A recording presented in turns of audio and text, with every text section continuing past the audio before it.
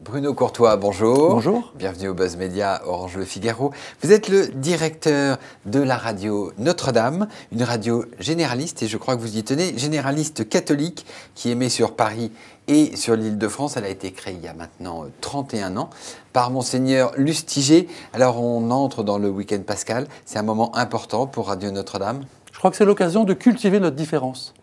Vous savez, le slogan de Radio Notre-Dame, c'est « Radio Notre-Dame, la vie prend un sens ». Mais ça pourrait être à la limite le slogan de France Inter, « Cultivons la différence » ou la différence tout simplement. Le week-end de Pâques, c'est l'occasion de cultiver notre différence. D'accord. Alors, vous avez une audience classique de 100 000 auditeurs par jour, 400 000 par semaine. Là, ça va être davantage. C'est les deux grands moments de l'année, Pâques et Noël quand même. Paradoxalement, nos auditeurs ne correspondent, même si nous sommes une radio catholique généraliste, nos auditeurs ne sont pas forcément des gens qui vont à l'église. Un auditeur sur deux qui nous écoute ne va pas à l'église le dimanche. Donc ça veut dire que c'est une chance formidable aussi pour l'église. Mais c'est l'occasion justement de leur offrir un programme bien particulier à l'occasion de ce week-end de Pâques. Alors vous êtes une radio qui dispose d'un budget, j'allais dire modeste, et qui n'est pas évident effectivement. C'est 3 millions d'euros. Le mode de financement est assez particulier. 80% de ces 3 millions d'euros proviennent des dons. Des fidèles, j'imagine, et 20% de la publicité. Vous n'êtes plus aidé par l'évêché ou... Non, on a mis en place un modèle économique tout à fait inédit, puisque vous l'avez dit, nous vivons exclusivement des dons, des particuliers, des auditeurs, et puis un peu de publicité, 20% de publicité. Donc ça veut dire que nous sommes totalement autonomes financièrement, et je crois que c'est aujourd'hui la force de la radio. Ça veut dire qu'on ne pèse sur aucune subvention, ni de l'Église, ni de l'État, ni des collectivités locales.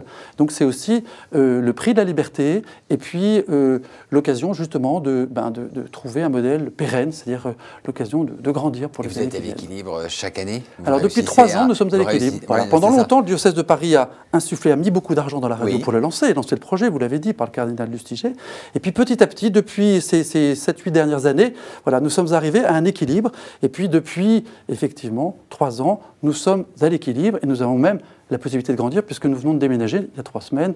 Nous avons doublé la surface. Enfin, voilà, nous sommes aujourd'hui autonomes et capables de grandir. Et vous employez combien de personnes? Alors, 140 personnes travaillent à Radio Notre-Dame, 35 salariés, 35 intermittents, pigistes ou comédiens, et puis 70 à 80 bénévoles. Très bien. Alors, il y a beaucoup de radios catholiques en France. Vous travaillez comment? Vous travaillez en réseau? Vous échangez des programmes? Vous faites comment? Ce qui est important, c'est qu'on ne travaille pas seul dans notre coin. Vous voyez, par exemple, le week-end de Pâques, nous diffusons tous les offices depuis l'abbaye d'Ancalcat, qui est une abbaye dans le Tarn, donc dans le sud de la France, et ce sont les mêmes programmes qui sont diffusés sur l'ensemble de toutes les radios chrétiennes ou radios catholiques en France. C'est important. Vous syndiquez les programmes, c'est ça? Nous mettons tous nos programmes à la disposition de toutes les radios chrétiennes qui le souhaitent. C'est gratuit, et ainsi, beaucoup de radios reprennent, voilà, par exemple, la radio chrétienne de Marseille, qui est une radio écuménique avec des protestants, des orthodoxes, des arméniens et des catholiques, reprend une quinzaine par jour nos programmes. Celle de Nantes reprend une dizaine par jour. Celle de Toulouse reprend également. Mais également, nous reprenons un certain nombre de programmes qui viennent de chez eux. Ainsi, par exemple, la radio catholique qui est basée à Lourdes nous produit, nous alimente, j'allais dire en prière, en tout cas, de toute l'actualité du sanctuaire de Lourdes, par exemple. Alors, ce système de syndication va bien au-delà des frontières de la France, puisque vous travaillez avec de nombreuses radios catholiques dans le monde entier, notamment en Afrique. Ça vous permet comme ça d'avoir une audience et que, j'allais dire, la marque Radio Notre-Dame soit davantage connue dans le monde. On a effectivement une audience qui est certainement bien supérieure dans le monde francophone et notamment en Afrique.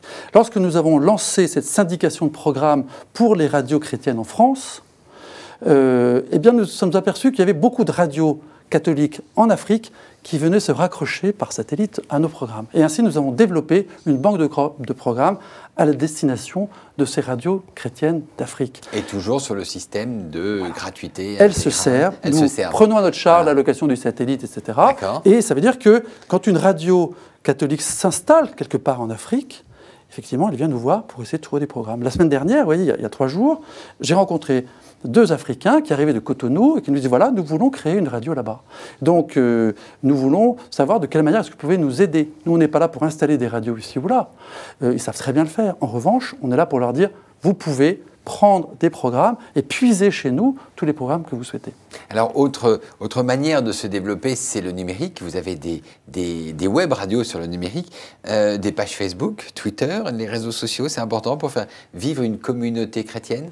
Je crois que l'Internet, d'une manière générale, c'est une formidable opportunité pour une radio comme Radio Notre-Dame de se développer. Oui. D'abord parce que... Le coût de diffusion est égal à 0. C'est égal à 0. On nous écoute partout dans le monde. Le bassin d'audience est mondial. Voilà. Et donc, si vous voulez, nous développons parallèlement plusieurs radios. Radio Notre-Dame, cette radio catholique généraliste, en direct, en différé, que nous écoutons aussi via le web. Mais nous développons plusieurs web radios. Une web radio qui s'appelle Foi et Raison, pour ceux qui veulent aller plus loin, pour alimenter leur foi, j'allais dire. Et puis nous avons lancé cette année une nouvelle web radio, qui est une radio 100% musique sacrée, qui déjà remporte un certain succès. Très bien, nous écouterons ça ce week-end. Pascal, Bruno Courtois, je vous remercie. Et nous nous retrouvons mardi prochain. Bon week-end, bonne semaine. Merci. Merci.